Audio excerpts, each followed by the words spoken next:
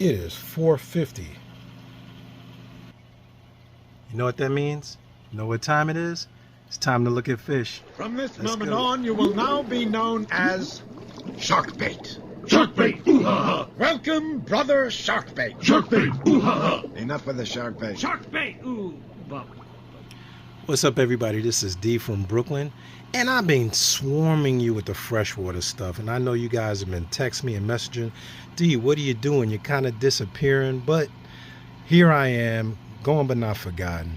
You know, I'm au naturel, no staging, no profiling, just updates on fish. And this is the 20-gallon Natto, otherwise known as Bikini Bottom. Bikini Bottom is hot, people. I'm telling you, it's hot. When I tell you it's hot, this baby has been running at like 80 to 82 degrees on a regular. And guess what?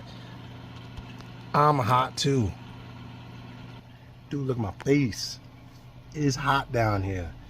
And this is why I'm giving you real live updates, because these are real situations that real people have. And not all of you got chillers. Not all of you run your rooms at 70 degrees while you're not home, because we got something called an electric bill, people. And for those of you that don't know the electric bill, that's what keeps all this stuff running. So I'm hot, the tank's hot. Let me just show you what I'm doing and show you how the tank has been keeping up. So some of the things aren't open now because it's almost that time. I was fiddling around with it a little bit. I fed the fish and they were swimming in and out of my toadstool and just kind of going nuts. But the tank does what it does. And for those of you that have not seen the big tank in a while, the Brooklyn Reef is going to get an update very, very soon. But right now we're looking at Bikini Bottom. And if you're not familiar with Bikini Bottom, that's because you're not a subscriber. So click that subscribe button right now. Click the subscribe button. Give me a like. Show me there's love in the hood. And other than that, let's get back to Bikini Bottom. Now, last time you guys seen this, Squidward's little house had just a little bit of hair. The GSP has been growing really nicely. It is just about carpeted his head. And I got a little algae mustache, which I thought was really funny. Because if you guys don't know, Squidward is basically bald. And this algae just grew in just the right spot, right under his nose. Look who's peeking out. This guy's just peeking. Yeah, I love the fact that you can use artificial decorations and have them come to life. Shout out to Pin Plaques. The guys at Pin Plaques have been making just tank decoration for years and years. And since I see so many reef tanks out there and they do not use artificial, they swear that everything has to be rock, rock, rock. Some of you just don't want to stare at rocks. I know I don't. I like the little, life in the tank. And just to show you how things can come to life, everything has been progressing.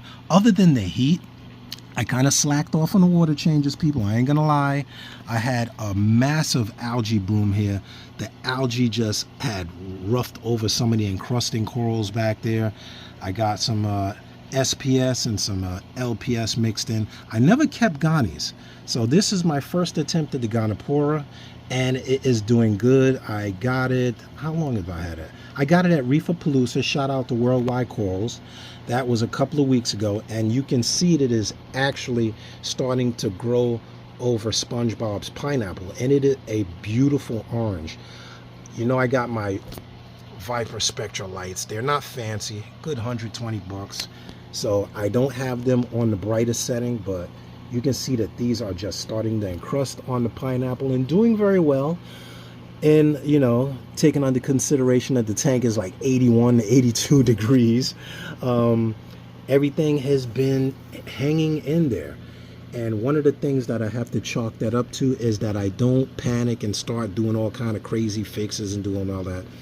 I changed the water, and that kind of addressed the algae problem, because I hadn't changed the water in about 2.5 to 3 weeks. So I changed the water and everything's kind of getting stable with the algae. I manually pulled some out. My pink urchin back there does a pretty decent job at getting all the little spots and eating what little algae that he can.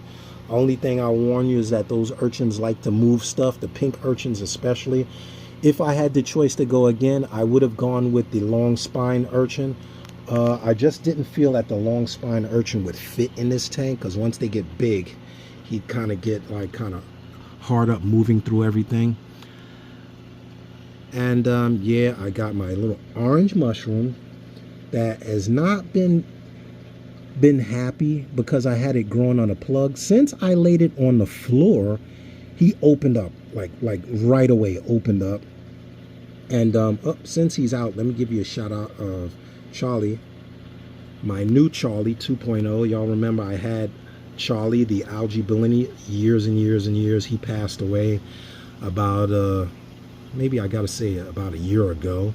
I got a new Charlie, courtesy of Petco, and I think he's finding a home in Patrick's Pineapple.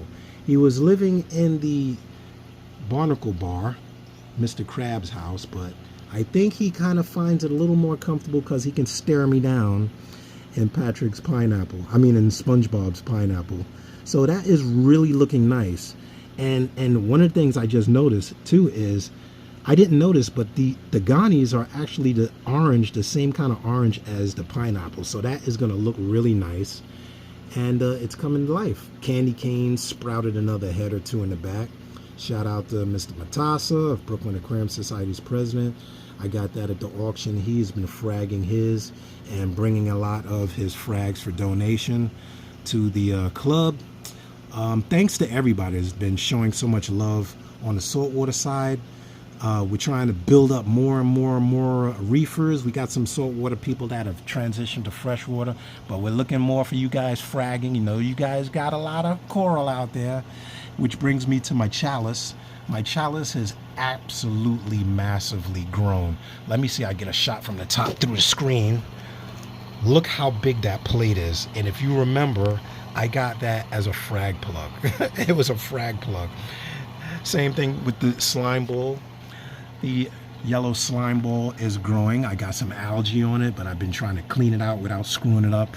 It was moving around when I tried to mess with it, and I don't want to knock it down. I also got some bubble algae, which has been another bane of my existence. The bubble algae is real. I had an emerald crab in there. I don't know if he's alive or dead, but I know he's not taking care of the bubble algae, so I may fire him. But the chalice is absolutely massive.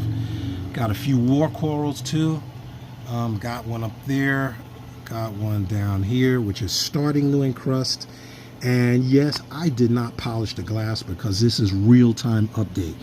A brother just got home from work, and this is real life business, real life reef keeping with real life situations. So yeah, didn't clean the glass, but everything is doing all right. Got a lot of zoas. I'm not happy that my flower anemone moved. It was down in that crevice, but I guess I wasn't feeding it enough in the crevice, so he climbed up the wall. And now it's behind my toadstool, so not the most ideal place for it, but he's hanging out. And on a negative note, I had some small GSP on my little frag island up there, my magnetic island on the back. I moved it out to get rid of some algae that was on it, and the GSP weren't looking that happy to begin with, so no harm, no foul. I'm not really missing the loss of some more GSP. I may just move this baby up there and let it encrust on the frag island. I think that'll look kind of nice. Either that or my jack-o'-lantern. I don't know. Maybe I'll move the jacko up there because I like the orange. I'm kind of going with the orange. So if you guys have a feeling about it, leave a note in the comments below. I'm not sure. Decisions are decisions. But the tank has been really hot. I've been getting alerts from the hydros every couple of minutes that yes, the tank is 82 degrees. What am I going to do? Actually, this tank is cooled off. This tank went down. That tank, I've not gotten an alert in the past week and a half. So this one's probably around 79. It's kind of going down. But the shrimp tank, which I'll update in another video, is running really hot. The shrimp is still hanging in there, but it's running really hot. Shout out to Coral View, Carlos and Dave and all the guys over at Coral View Hydros. You know, I was really skeptic at first, but it is doing an excellent job. Just notifying me of things in the tank and reminding me to change water. I get a lot of updates and things, and I have to definitely contribute most of the success to getting alerts and notifying me if things, you know, fall out of balance.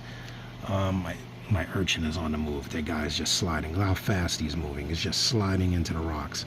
I love the life. I love observing the life in the tank and letting things do what it do. Forgot the name of this guy. I'm pretty sure it's some kind of Lobo, but I forgot the name of it. I got that at Reefapalooza also. Really beautiful striped piece.